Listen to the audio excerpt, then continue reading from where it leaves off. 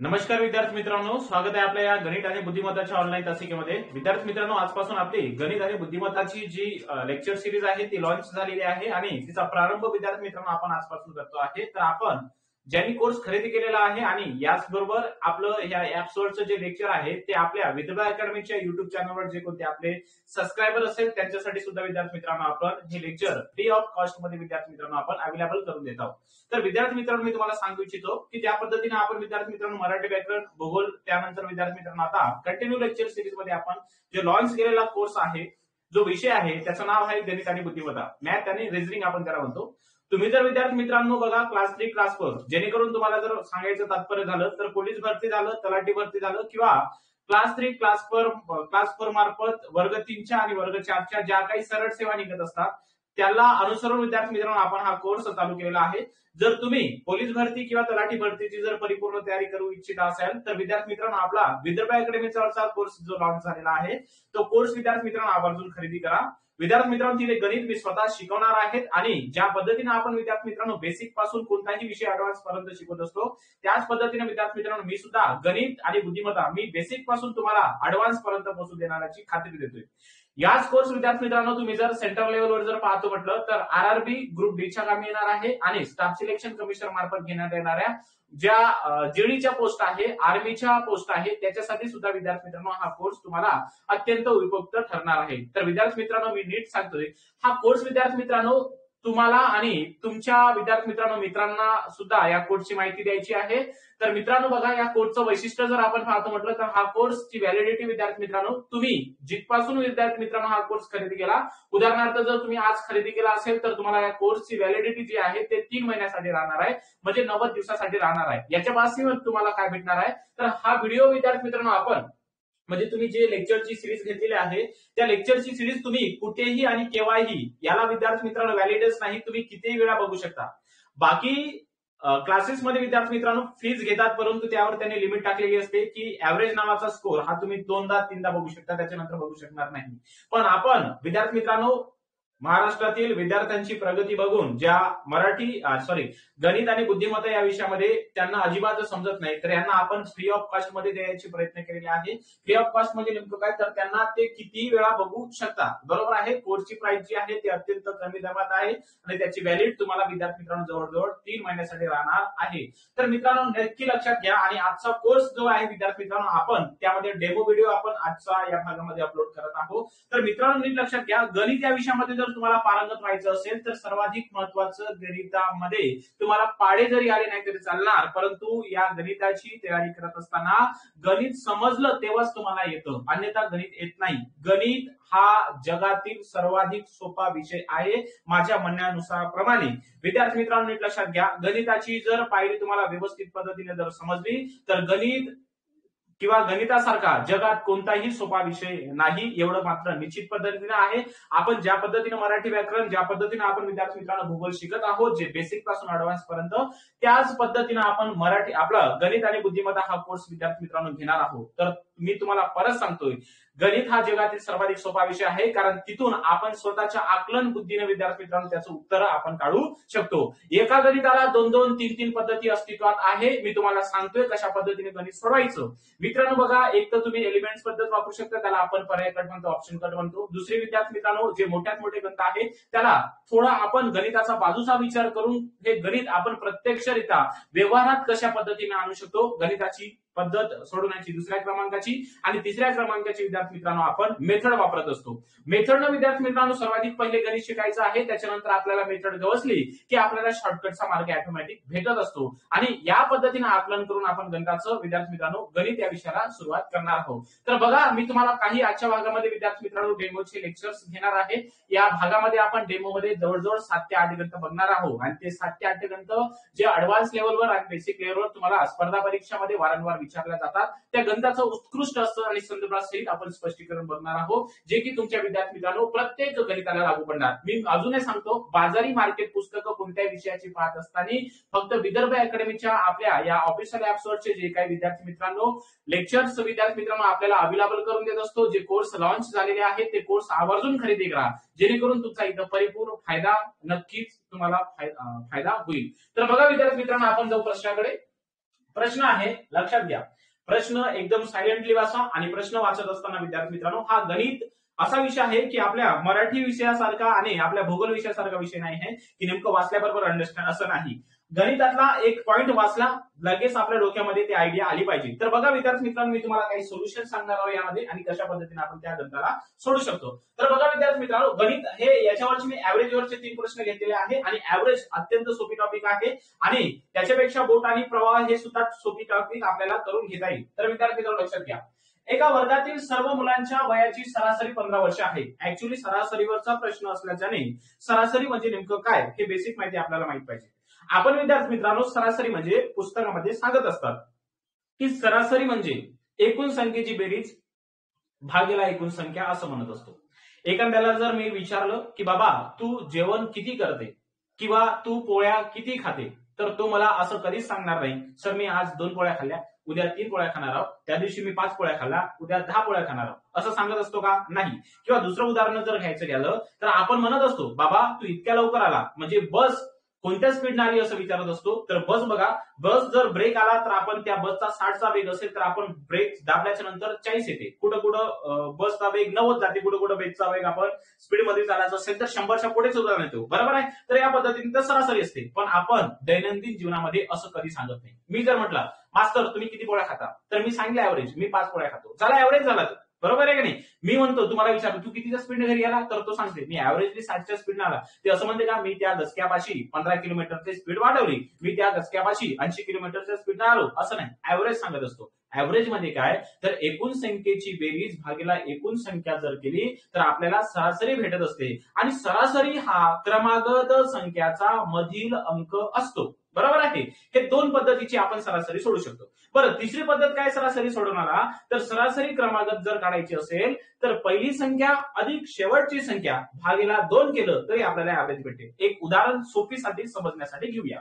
मी जर म्हटलं 1 ते 10 पर्यंतच्या सर्व नैसर्गिक संख्याची सरासरी किती, 1 ते 10 पर्यंतच्या सर्व नैसर्गिक संख्याची सरासरी किती. मग मी आताच बोललो तुम्हाला की सरासरी म्हणजे एकूण संख्येची बेरीज होते आणि भागीला एकूण संख्या होते. मग 1 ते 10 पर्यंतच्या नैसर्गिक संख्याची बेरीज आपल्याला माहिती आहे तोंडपाठ आहे म्हणून 55 लिहून देतो.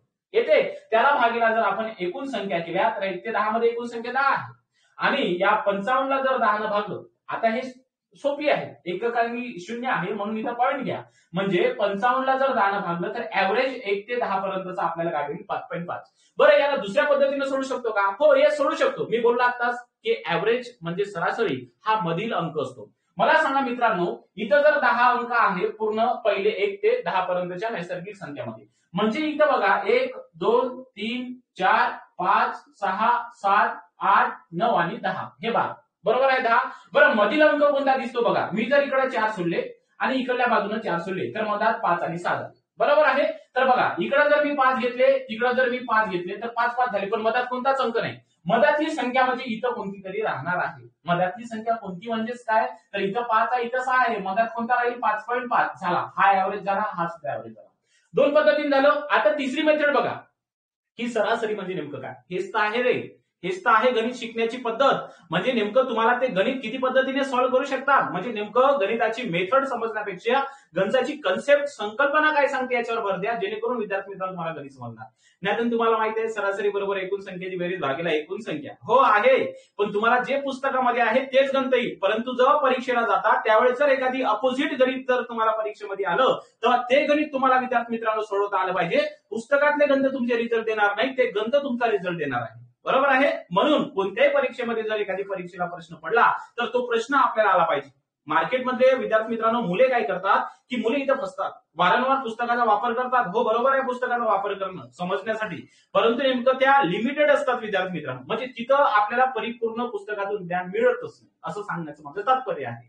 तर बघा आता दुसरं जर आपण याच पद्धतीने जर सोडवतो म्हटलं, मी आताच बोललो सरासरी म्हणजे पहिली संख्या अधिक शेवटची संख्या, 1 ते 10 मध्ये पहिली संख्या 1, शेवटची संख्या 10, भागेला 2 करा. बघा आता बेरीज करा, 10 अधिक 1 बरोबर 11, 11 भागेला 2 बरोबर किती झालं 5.5. म्हणजे बघा उत्तर आपण असं सुद्धा काढलं, उत्तर आपण असं सुद्धा काढलं आणि उत्तर आपण असं सुद्धा काढलं. म्हणजे एका गणिताला 3 पद्धती असू शकतात. हे आपलं मेथड आहे. आणि कशा पद्धतीने विद्यार्थी मित्रांनो आपण ते एक पद्धतीने 2 3 पद्धतीने सोडू शकतो, तर आपण त्या पार्ट मध्ये त्याचं पहिले स्ट्रक्चर, कन्सेप्ट, संकल्पना समजून घेणे हे महत्वाचं आहे. मी पहिले बोलत असतो, आता मी सांगत असतो. गणित जर विद्यार्थी मित्रांनो शिकायचं असेल तर एका तासामध्ये जे सुरुवातीचे 10 मिनिटं असतात, उदाहरणार्थ मी सरासरी ऍव्हरेज जर सुरू केला तर सरासरी या प्रकरणावरचे जे 10 मिनिटं मी तुम्हाला जे संकल्पना सांगू इच्छिणार आहे आणि सांगतो आहे, तर ते संपूर्ण तुमच्या जर डोक्यामध्ये गेलं तर तुम्हाला सरासरीचा कोणताही पाठ विद्यार्थी मित्रांनो गवसणार म्हणजे गवसणार. भलते कोणतेही पुस्तक असू द्या, कोणतेही सेंट्रल लेवलचं पुस्तक असू द्या आणि कोणतेही परीक्षा असू द्या, तुम्ही सीजीएलला जा, तुम्ही आयटीबीपीला जा, तुम्ही बँकिंग पीओला जा, तुम्हाला विद्यार्थी मित्रांनो संकल्पना कळली, तुम्हाला कोणतेही गणित येतं म्हणजे येतं हे हमखास खात्री आहे. तर बघूया विद्यार्थी मित्रांनो आजच्या काही गणिताचे स्पष्टीकरण. तर बघा मित्रांनो आता आपण या वरील उदाहरणाचं एक विद्यार्थी मित्रांनो स्पष्टीकरण बघणार आहोत. तर बघा मी तुम्हाला काही 7 मेथड घेतो आहे. बघा गणित वाचतो. एका वर्गातील सर्व, हे बघा हा प्रश्न सर्वाधिक महत्वाचा आहे आणि हे शब्द लय महत्वाचा आहे. एका वर्गातील सर्व मुलांच्या वयाची सरासरी 15 वर्ष आहे. किती वर्ष आहे? 15 वर्ष. मला सांगा तुमच्या वर्गामध्ये किती मुलं आहे? माहितच नाही ना, सर्व आहे एवढा शब्द वापरला आहे. सर्व म्हणजे किती माहित आहे का? नाही. पहिले मेथड न जाऊ, नंतर शॉर्टकट घेऊ, नंतर ताळा घेऊ. बघा याला 3 पद्धतीने सोडू आपण. तर बघा विद्यार्थी मित्रांनो आपण जर घेतलं आपल्या वर्गामध्ये एकूण मुलांची संख्या, माहित नाही ना मुलांची संख्या, मग मी इथं घेतो मुलांची संख्या जर मी एक्स घेतली, किती घेतली? एक्स. पद्धतशीर पद्धतीने जाऊया. एकूण मुलांची संख्या म्हणजे वर्गातील एकूण विद्यार्थ्यांची संख्या होय का नाही? हा. मग या एकूण मुलांची संख्या जर म्हटलं, हे बघा मुलांची एकूण जर संख्या जर म्हटलं तर एक्स घेतली आणि सर्व मुलांच्या वयाची सरासरी किती आहे म्हणते 15. मग इथे लिहून घेतो सरासरी या सर्व विद्यार्थ्यांची किती आहे तर 15 वर्ष आहे. बरं मी याच्यावरून काय काढू शकतो रे? माझ्याकडे एकूण विद्यार्थी आहे एक्स, माझ्याकडे त्यांची सरासरी दिलेली आहे 15, म्हणून मी असं म्हणू शकतो वर्गातील एकूण विद्यार्थीची म्हणजे एकूण विद्यार्थ्यांचं वर्ष असं काढू शकतो. मग इथून लिहून घेतो मी 15 विद्यार्थ्यांची एकूण सरासरी बरोबर एकूण विद्यार्थ्यांची संख्या आहे एक्स, सरासरी आहे 15, म्हणून एक्स गुणिले 15 बरोबर झाले 15x. एक लक्षात घ्या मी म्हटलं 4 संख्येची सरासरी 5 आहे, मग 4 संख्येची सरासरी 5 आहे म्हणजे 4 गुणिले 5 बरोबर 20, तर त्या 4 संख्येची बेरीज झाली किती? 20. याचा अर्थ एक्स मुलाची जर विद्यार्थी मित्रांनो संख्या असेल, सरासरी जर 15 असेल, तर एकूण एक्स मुलांची सरासरी वर्ष जर पाहिलं तर एक्स गुणिले 15 म्हणजे किती झालं? 15x. क्लिअर आहे इथपर्यंत? चला समोरचा प्रश्न वाचू. पहिली ओळ आपली नष्ट झाली. आता या खालच्या ओळीकडे, त्यापैकी 15 मुलाच्या वयाची सरासरी 12 आहे. इथून पकडायचं इथपर्यंत असं करायचं. बघा मजेशीर प्रश्न आहे. 15 मुलाच्या वयाची सरासरी किती आहे? 12 वर्ष. मी मांडणी करतो मित्रांनो तर लक्षात घ्या. आता माझ्याकडे एकूण विद्यार्थ्यांची सरासरी किती आली? 15x आली. मग इथं मी टोटल 15x लिहून घेणार, समोर बरोबरचं चिन्ह देणार. बरोबरचं चिन्ह कोण देणार? कारण माझ्याकडे टोटल एकूण किती आहे, बरोबर आहे की नाही? मग लक्षात घ्या 15 मुलाची वयाची सरासरी किती आहे? 12 वर्ष. म्हणून 15 गुणिले जर 12 केले तर मला 15 मुलाच्या वयाची बेरीज भेटणार. बरोबर आहे? बरं समोर त्यांनी म्हटलं आहे, वरचं झालं वाक्य, व उरलेल्या मुलाची सरासरी 16 आहे. उरले किती? हाच तर मोठा प्रश्न आहे. उरले किती? माझ्याकडे होते किती? एक्स. बघा मग माझ्याकडे बघा एक्स विद्यार्थी होते. एक्स मधून जर 15 गेले, लक्षात घ्या माझ्याकडे एकूण 100 आहे. 100 मधून जर मी 15 जर गेले तर राहिले किती? 85. पण माझ्याकडे होते किती? 100. 100 मधून जर मी वजा केले, बरोबर आहे की नाही, तर उरले. तर माझ्याकडे आधी होते किती? एक्स होते. आणि एक्स मधून जर 15 गेले तर शिल्लक किती राहील? एक्स वजा 15. म्हणून उरलेले विद्यार्थी जे आहे ते एक्स वजा 15 असणार आणि एक्स वजा 15 ची सरासरी म्हणजे उरलेल्या मुलाच्या वयाची सरासरी किती आहे? 16 वर्ष आहे. बस झाली कंडिशन. हे मेथड होते, मेथड होय. याने सोप्या पद्धतीने सोडू शकतो, पाहिल्या उत्तर देऊ शकता. तर बघा हे सोडवायचं आहे तर सोडून घेऊ. 15x जशाला तसं 15 गुणिले जर 12 केले तर 15 दुनी 30, 0 हातच्या आली किती? 3. 15 1 15, 15 आणि 3 किती झाले? 18. म्हणजे 15 गुणिले 12 केला गुणाकाराला 180. आता बघा प्लसचं चिन्ह म्हणून प्लसचं चिन्ह द्या. आता ब्रॅकेटमध्ये आहे तर बघा याचं लग्न याच्यासोबत लावायचं. आता हे बैजिक राशीचा फॉर्म्युला बनतो. पण बैजिक राशी शिकण्याच्या आधी मी तुम्हाला सांगू इच्छितो की या कंसाच्या बाहेर विद्यार्थी मित्रांनो जे काही संख्या आहे त्या कंसाच्या बाहेरच्या संख्येने प्रत्येक आतमधील कंसाला गुणायचं असते. मग या 16 या x ला जर गुणलं तर इथं झाले 16x. समोर बघा हे प्लस मध्ये आहे हे मायनस मध्ये आहे आणि प्लस गुणिला मायनस म्हणजे जर वेगवेगळे चिन्ह असणार तर उत्तराचं चिन्ह वजा असते. मग इथं मायनस घ्या आणि 15 गुणिला जर 16 करतो म्हटलं मित्रांनो तर बघा 16 पंचे झाले 80, हातचे आले 8 आणि 16 एक 16 आणि 16 अधिक 8 बरोबर झाले 24. अशा पद्धतीचं स्ट्रक्चर बनतो. समजलं? आता हे सोडवायचं आहे. हे सोडवण्यासाठी इथं दोन चल आले. गणिताचा नियमच आहे विद्यार्थी मित्रांनो का चल एका बाजूला काढणे. हे एक जे होय ते चल होय आणि हे जे 16 होय ते सहगुणक होय. याले एक पदी म्हणते. काय म्हणते? एक पदी. ते बैजिक राशीमध्ये शिकून घ्या. मग हे मी एका बाजूला काढून घेतो. बघा मी 16x इथे लिहून घेतो. हा प्लस मध्ये 15x आहे. बरोबरच्या चिन्हाच्या तिकडे गेला तर हा प्लसचा काय होतो मित्रांनो? मायनस होतो. आता कोणाकोणाला पद्धतीने समजत का पलटवाचं कसं? टेन्शन घेऊ नका. एकदम सविस्तर आणि सोप्या भाषेमध्ये तुम्हाला पहिलीतला पोरगाला सुद्धा समजेल या पद्धतीचं आपण ते बैजिक राशी समीकरण समजून घ्या. तर बघा माझा पगार आता इथं आता पगार 180 आणि 240. आता इथं करायचं तरी का नेमकं? इथं बरोबरचं चिन्ह द्यावं. आता मला सांगा मित्रांनो तुमच्याकडे कर्ज आहे 240. मास्तर कर्ज म्हणजे कसं? इथं तर 240 आहे. अबे त्याच्या समोर जे चिन्ह आहे ते वजा आहे आणि वजा चिन्ह हे नेहमी कर्ज दर्शवते माहिती असेल. आणि हे बघा इथं 180 आहे. 180 काहीच त्यामध्ये बरोबरचा चिन्हाच्या नंतर आहे तर इथं हे जे 180 आहे ते प्लस मध्ये असते. याला तुम्ही तुमचा पगार समजा, याला तुम्ही तुमचं कर्ज समजा. तुमचा पगार 180 रुपये आहे, कर्ज तुमच्याकडे 240 रुपये आहे. माझा पगार 180 रुपये झाला, मी 240 रुपये कर्ज होतं त्याने देऊन दिलं तरी माझ्याकडे कर्जच आहे.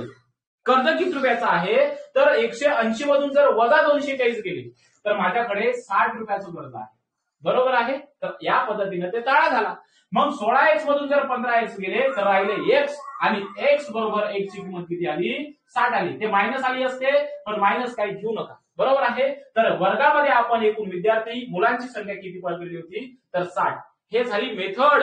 काय झाली? मेथड. पण एवढ्या मोठ्या गोष्टीचा वापर परीक्षेमध्ये बिलकुल करायचा नाही मित्रांनो. कारण आपल्याला एका गणितासाठी कमीत कमी फक्त 36 सेकंद भेटतात. तर 36 सेकंदामध्ये आपल्याला तिथे आपला रिझल्ट दाखवायचा असतो. म्हणून या पद्धतीने पेपरला सोडवायचं नाही. हे मेथड झाली मेथड. बरोबर आहे की नाही? जे आपण म्हणतो ना सरासरी बरोबर एकूण संख्येची बेरीज भागेला एकूण संख्या. तर बघा आता मी तुम्हाला शॉर्टकट मेथडने नेणार आहे. तर बघा विद्यार्थी मित्रांनो ज्या पद्धतीचं आपण असं गणित कुठं असणार जिथं सर्व नावाचा शब्दाचा प्रयोग केलेला असणार. कोणता? सर्व. हा सर्वाधिक मोठा आहे सर्व. जिथं सर्व नावाचा जर विद्यार्थी मित्रांनो एखादी शब्दाचा प्रयोग केलेला असेल सर्व. कोणता? सर्व. तर त्यावेळेस काय करायचं? हे बघा इथं सर्व विद्यार्थ्यांच्या मुलाची सरासरी किती आहे? 15. मग मी काय करणार? जे सर्वांची सरासरी आहे ते सर्वांची सरासरी 15 मध्ये ठेवणार. ठेवली. इथं बघा एका वर्गातील सर्व मुलांच्या वयाची सरासरी 15 आहे म्हणून सरासरी मधात ठेवायची 15 सर्वांची. इथं 2 फाटे फोडायचे, इथं खाली 2 फाटे फोडायचे. फोडले? आता समोरचं गणित वाचा. त्यापैकी 15 मुलांच्या वयाची सरासरी 12 आहे. सरासरी किती आहे 15 मुलाची? 12. मग एका बाजूला इथं 12 लिहायचे. सरासरीच लिहायचं, दुसरं काही मुलं फुलं लिहायचे नाही. आपल्याला मुलं विचारले काढायचे आहे म्हणून 15 मुलाच्या वयाची सरासरी किती आहे? 12. लक्षात ठेवा हे 12 ची सरासरी होय, हे 15 मुलाच्या वयाची सरासरी होय. तुम्ही या पद्धतीने नवीन असेल तर मित्रांनो तुम्हाला नीट सांगतोय, तुम्हाला मेथड आवडणार ही अगदी बरोबर आहे, परंतु तुम्हाला ते कन्सल्टेशन तुमच्या डोक्यामध्ये घ्यायचं आहे. तर विद्यार्थी मित्रांनो 15 मुलाच्या वयाची सरासरी झाली 12 वर्ष व उरलेल्या मुलांची सरासरी किती आहे? 16 वर्ष. मग एका बाजूला इथे लिहून घ्यायचे 16 वर्ष. स्ट्रक्चर समजलं? चला जाऊया आपण समोर. आता असं स्ट्रक्चर झालं. आता खाली 2 फाट्यामध्ये लिहायचं काय? मग असं तिरकस वजाबाकी करा. इथं बघा 16 मधून जर 15 गेले राहिले किती? 1 आणि 15 मधून जर 12 गेले राहिले किती? 3. समजलं? क्लिअर झालं? आपण तिरकस वजाबाकी केली. आता मला सांगा इथं जेव्हा तुम्ही 12 लिहिले त्या 12ची व्हॅल्यू किती आली खाली? हे बघा हे व्हॅल्यू आहे तुमची. 12ची व्हॅल्यू किती आली? 1. आणि इथं जे 16 लिहिले होते त्या 16ची व्हॅल्यू किती आली? 3. बरोबर आहे का नाही? हे 12 जिथं लिहिले होते ते किती विद्यार्थ्यांसाठी लिहिले होते? तर ते 15 विद्यार्थ्यांसाठी. किती विद्यार्थ्यांसाठी 15. हे बघा म्हणून मी कोपऱ्याला दाखवून दिलं. मग लक्षात ठेवा विद्यार्थी मित्रांनो, हे जे 12 होते म्हणजे तेच 15 आहे, त्याची किंमत आली 1. म्हणजे 1 ची किंमत जर तुमच्यापाशी 15 मुलं असेल, इथं जर 2 आले असते तर मी 2 ची किंमत 15 घेतली असती. मग 1 ची किंमत जर विद्यार्थी मित्रांनो जर 15 आली तर वर्गात एकूण मुले किती असं विचारलं आहे. तर मुले बघा इथं 1 आहे, इथं 3 आहे. 3 अधिक 1 बरोबर होतो 4. म्हणून 1 ची व्हॅल्यू जर 15 असेल तर 4 ची व्हॅल्यू विद्यार्थी मित्रांनो x असणार. सोडवा, तिरकस गुणाकार करा असा. बरोबर आहे. तर लक्षात घ्या 1 बरोबर 15 तर 15 4 बरोबर 60 असणार. बरोबर आहे की नाही. म्हणजेच काय 15 गुणिले 4 छेदामध्ये 1. म्हणून हे जर सोडवलं तर याचं उत्तर येते आपल्याला 60. बघा घंटो का काम मिनिटो में होते. अशा पद्धतीच्या संज्ञा ट्रिक्स आहे. याला आपण ऍलिगेशन मेथड असं म्हणत असतो, जे बँकिंग, पीओ, सीजीएलच्या परीक्षेमध्ये विद्यार्थी युजेस करत असतात. परंतु आपल्या महाराष्ट्रातील विद्यार्थ्यांना खूप कमी प्रमाणामध्ये याची माहिती आहे, कारण त्यांच्यापर्यंत ते ज्ञान पोहोचत नाही. तर लक्षात घ्या विद्यार्थी मित्रांनो, अशा मेथडनं विद्यार्थी मित्रांनो आपल्याला गणित शिकायचं आहे. बरं, आपलं गणिताचं उत्तर 60 बरोबर आहे का? याच्या आधी मेथडनं 60 पाहिलं होतं आणि या मेथडनं सुद्धा आपण 60च पाहिलं. आता आपण टॅली करू. टॅली म्हणजे जर आपल्याला मला गणित येत नाही आणि समोरच्याला गणित नाही येत, पण टॅली गणित करू शकतो. बघा मग आता टॅली गणित कसं करायचं. टॅली कसं करायचं बघा. आता तुमच्या पर्यायामध्ये कुठं कुठं 60 असणार, कुठे 45 असणार, कुठे 30 असणार, कुठे तुमच्याकडे 90 असणार. 4 पर्याय उपलब्ध असतात. मग जर मी विद्यार्थी मित्रांनो 60 हा पर्याय घेतला, म्हणजे वर्गात एकूण मुलांची संख्या किती, तर मी घेतली 60. बरोबर आहे. तर बघा मला संपूर्ण विद्यार्थ्यांची सरासरी किती काढायची आहे 15. जेव्हा 60 विद्यार्थी घेतले म्हणजे एकूण, तेव्हा मला सरासरी 15 भेटली पाहिजे. मग आता टॅली करून बघू. तर बघतो 15 मुलांच्या वयाची सरासरी 12 आहे. लिहून घे. मग 15 मुलांच्या वयाची सरासरी 12 म्हणजे एकूण 15 मुलांच्या वयाची बेरीज झाली 180 वर्ष. बरोबर आहे. तुमची 60 घेतले होते, 60 मधून तुम्ही 15 गेले, शिल्लक विद्यार्थी किती हो, तर शिल्लक विद्यार्थी आहे 45. आणि 45 विद्यार्थ्यांची सरासरी आहे 16 वर्ष.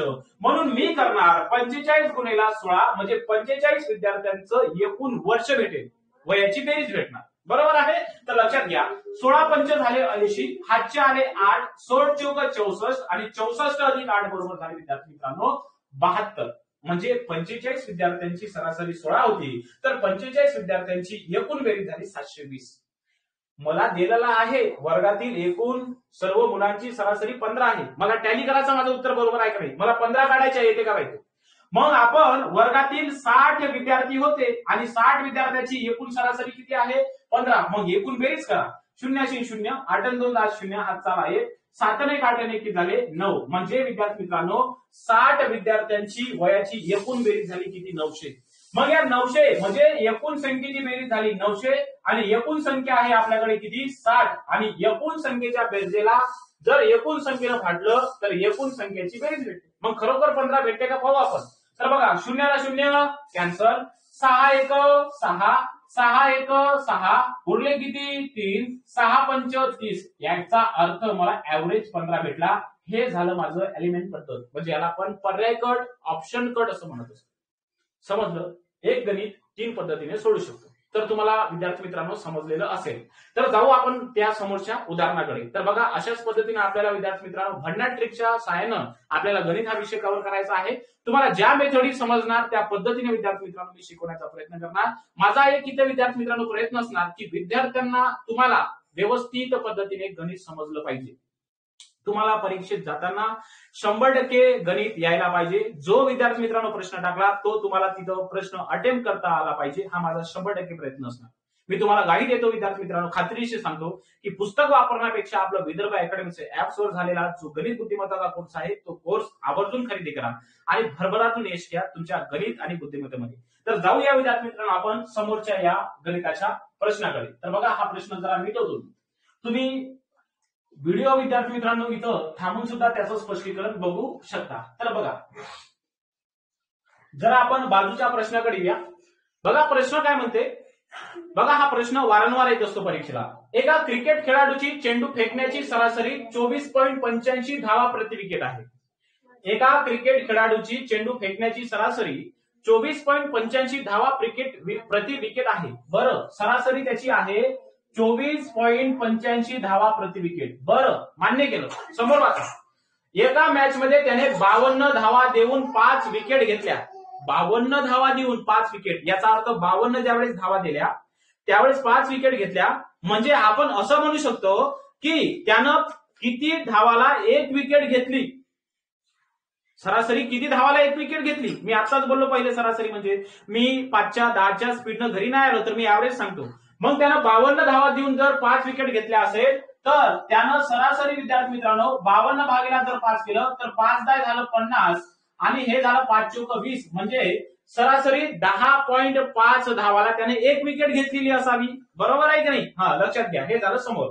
समोर बघा, 52 धावा देऊन 5 विकेट घेतल्या. त्याच्यानंतर त्याची चेंडू फेकण्याची सरासरी ही 24.85 धावा प्रति विकेट कमी झाली. आधी होती किती?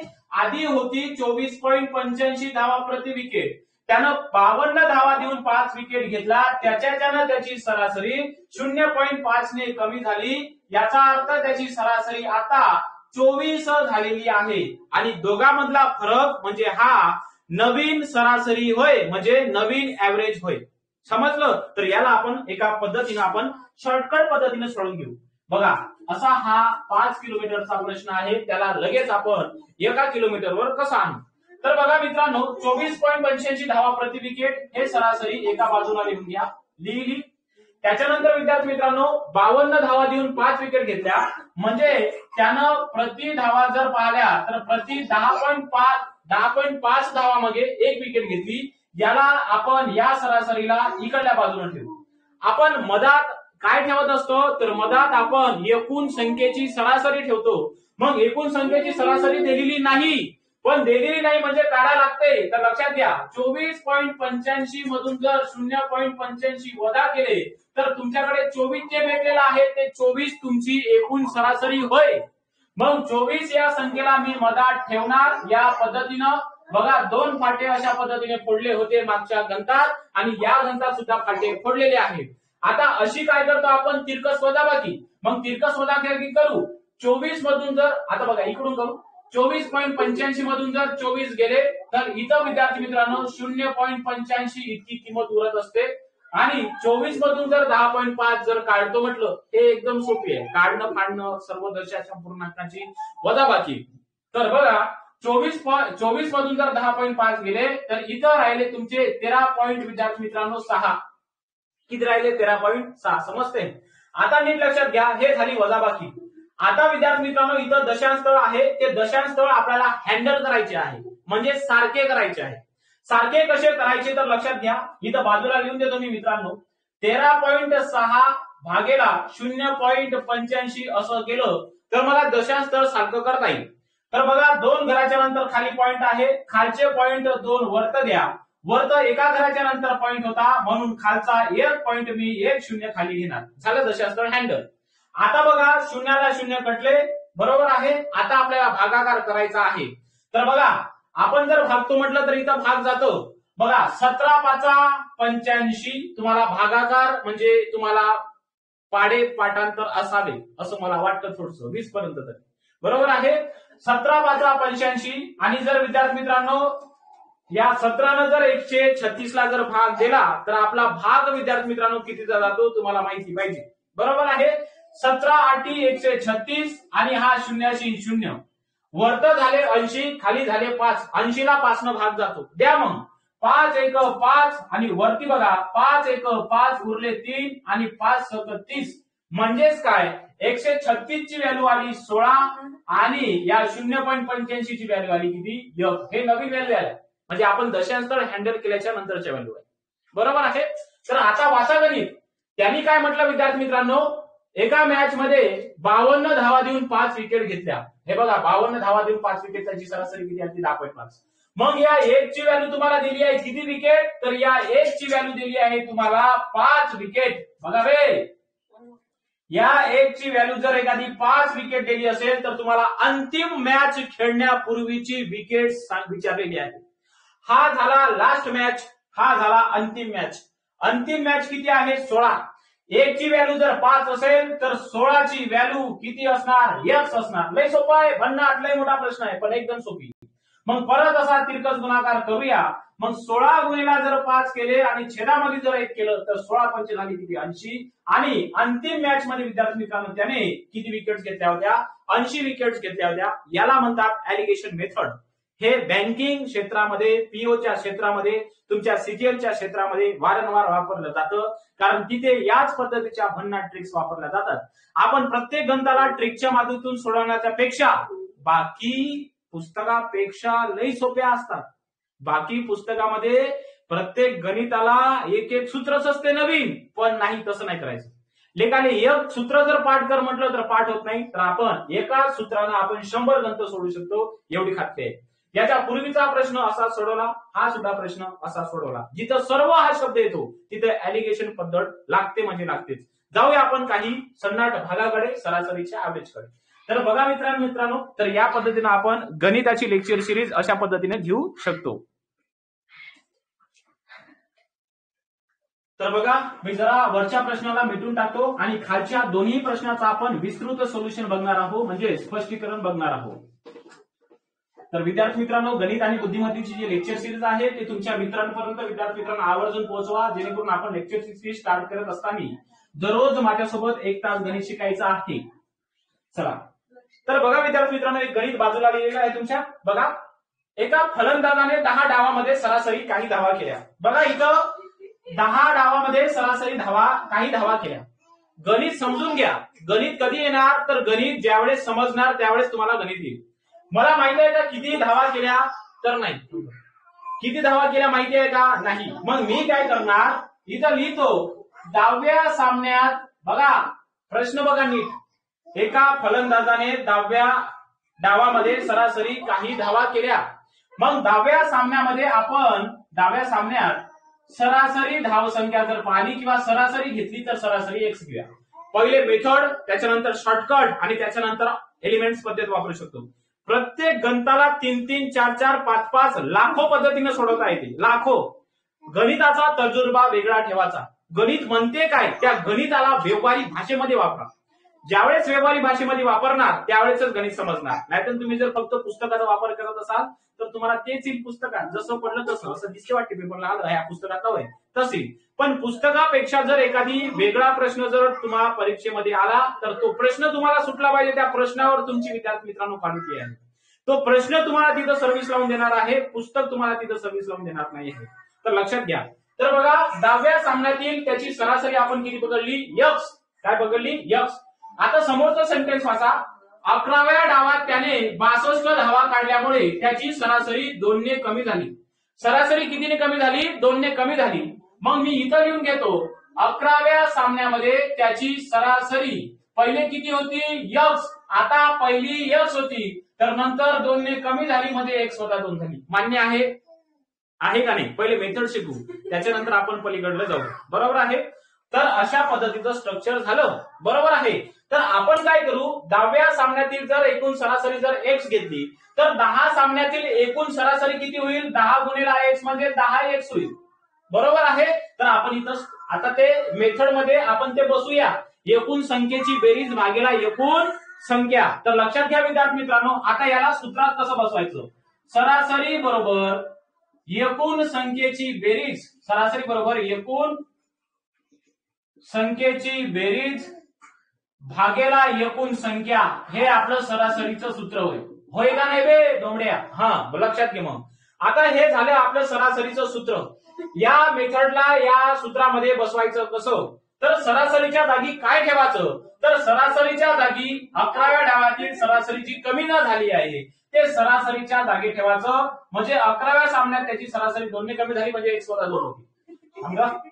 समोर बघा बरोबरचं चिन्ह आहे. मग एकूण संख्येची बेरीज जर करतो म्हटलं तर लक्षात घ्या विद्यार्थी मित्रांनो, आता त्यानं धावा किती केल्या होत्या, 10 सामन्यातील एकूण धावा आपण जर घेतो म्हटलं तर 10 सामन्यामध्ये आपण एकूण धावा आल्या 10 गुणिला एक्स म्हणजे किती, 10 एक्स. समोरची धावसंख्या किती, तर त्याने बघा विद्यार्थी मित्रांनो म्हटलं आहे 11व्या डावात त्याने 62 धावा केल्या. 10व्या सामन्यातल्या एकूण धावा 10 एक्स झाल्या. 11व्या सामन्यात 62 धावा म्हणजे हे एकूण संख्येच्या बेरजेमध्ये ऍड होईल म्हणजे एकूण धावा होईल. आता आपल्यापाशी विद्यार्थी मित्रांनो एकूण संख्या किती, त्याने एकूण डाव किती खेळले हो, 11 डाव खेळले. 11 मग एकूण संख्या आपल्यापाशी किती आहे 11. तर हे झाली मेथड, म्हणजे या मेथडनं आपल्याला हे 1 ची किंमत भेटू शकते. तर हे सोडून घेऊ जरा बाजूला बघा. आता नीट लक्षात घ्या, 10x अधिक 62 हे चल आहे, बरोबर आहे. या चलासोबत 11 हे भागाकारात आहे आणि ज्यावेळेस चलासोबत जर भागाकारामध्ये असते त्यावेळेस भागाकारातले ते गुणाकारात जाते. याचा अर्थ असा इथं तिरकस गुणाकार होतो. मग करून घेऊ विद्यार्थी मित्रांनो. 11 गुणिला जर x केले तर बघा या 11 दोन्ही संख्येला गुणा लागते, बैजिक राशी सांगत असते. मग 11 गुणिला जर x केलं तर 11x होते, वजा म्हणून वजाचं चिन्ह. 11 गुणिला 2 म्हटलं तर किती 22 होते. समोर बरोबरचं चिन्ह म्हणून बरोबरचं चिन्ह, समोर जशाने तसं 10x अधिक 62. आता खाली 11 राहील, लिहू का तिथं नाही, ते गेले ना गुणाकारात, बरोबर आहे की नाही, लक्षात घ्या. मग आता बघा चल एक साईडनं काढणे अत्यंत गरजेचं आहे. मग बघा मी हा 11x जशाने तसा लिहितो. हा जो 10x आहे हा प्लस मध्ये आहे, बरोबरचा चिन्हाचा इकडे आल्याच्या नंतर तो वजा 10x झाला, बरोबर आहे, लिहिलं. आता बघा तुम्ही हा 11x इथं लिहिला होता आणि तुम्ही 10x तिकडून आणला होता. आता तुम्ही इथं 62 लिहायचं आहे. चल पद पलटवताना तेच काय, एक इकडलं तर एक तिकडलं, एक इकडलं तर एक तिकडलं असं सांगा लागते. मायनस असेल तर तिकडलं प्लस, प्लस असेल तिकडं काय मायनस. समोर आपण शिकून घेऊया. तर बघा हे 62 जशाने तसे, हे -22 बरोबरचा चिन्हाच्या पलीकडे गेले, झाले +22. 11x मधून 10x गेलं, राहिलं x आणि 62 अधिक 22 बरोबर झाले त्याचं उत्तर 84. हे 84 म्हणजे x ची किंमत होय. x बरोबर काय पकडला होता रे, तर x बरोबर 10व्या सामन्यातील एकूण धावा, 10व्या सामन्यातील एकूण धावा. मग 10व्या सामन्यातील एकूण धावा जर आपण काढतो म्हटलं तर ते झाल्या विद्यार्थी मित्रांनो 84. किती झाल्या 84. तुम्हाला जर 11व्या सामन्यातील जर धावसंख्या विचारली, प्रश्नात काय विचारली बघा ना, 11व्या डावातील धावा किती. मग 1 ची किंमत या इथं ठेवायची. मग आपण 1 ची किंमत ठेवून घेऊ. 11व्या सामन्यातील जर आपण धावा जर काढतो म्हटलं सरासरी, तर 11 सामन्यातील धावा आहे x - 2. मग या एक्सच्या ठिकाणी हे 84 ठेवा. मी x मोडतो आणि इथं 84 ठेवतो आणि 84 मधून जर 2 गेलं इथं राहिलं 82 आणि हे झालं मित्रांनो 11व्या सामन्यातील एकूण धावा 82 आणि 10व्या सामन्यातील सुद्धा भेटून घ्या. म्हणजे तुम्हाला परीक्षेत जर 10व्या विचारलं तर 10व्यावर उत्तर द्या. तुम्हाला परीक्षेत जर 11व्या डावानंतरची विचारली तर 11व्या नंतर 11वे उत्तर. मित्रांनो हे मेथड होय, याला असं सोडवायचं नाही परीक्षेत. मेथड सोडवायची नाही. प्रश्न विद्यार्थी मित्रांनो जर समजला तर आपल्याला उत्तर लाखो पद्धतीने काढता येईल. मी खरं सांगतोय, लाखो पद्धतीने, ज्याच्या त्याच्या परीने विचार करू करू त्या प्रश्नाचं उत्तर निघणार. तर बघा आपण परीक्षेला जाताना कशा पद्धतीने आपण उत्तर द्यायचं आहे. तर बघा विद्यार्थी मित्रांनो मी जरा हे मिटवतो.